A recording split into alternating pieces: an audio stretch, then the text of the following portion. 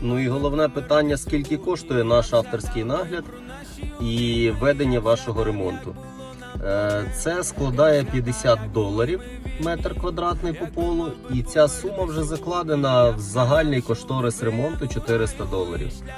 От, розраховуючи, що середній ремонт іде 3 місяці, тобто це геть помірна оплата за нашу працю. І тим паче цим самим ви допомагаєте ще й хлопцям на сході. Гарного всім дня!